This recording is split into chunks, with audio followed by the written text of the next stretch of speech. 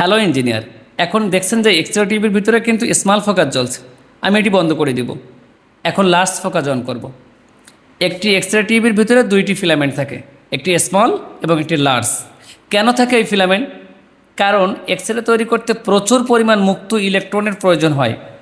X-ray টিউবের cathode অংশে tungsten ধাতুর তৈরি একটি সূক্ষ্ম ফিলামেন্ট থাকে।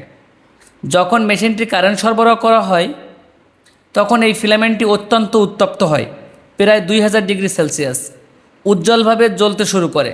এই প্রচণ্ড তাপের কারণে টাংস্টেন ধাতুর পরমাণু থেকে ইলেকট্রনগুলো ছিটকে বাইরে বের হয়ে আসে এবং ইলেকট্রনের মেঘ তৈরি করে ইনসার্ট টিউবের ভিতরে। যখন আমরা মেশিনটি এক্সপোজ দেই তখন এইচটি ট্যাঙ্ক থেকে 40,000 থেকে 1.5 লক্ষ ভোল্টেজ প্রবেশ করে টিউবের ভিতরে এবং ইলেকট্রনের মেঘের সঙ্গে তীব্র বেগে বিক্রিয়া করে এবং এই বিক্রিয়ার গতি প্রায় আলোর গতির সমান। ফলস্বরূপ আমরা রেডিয়েশন আউটপুট পাই। এইভাবেই কাজ করে এক্সরে টিউব।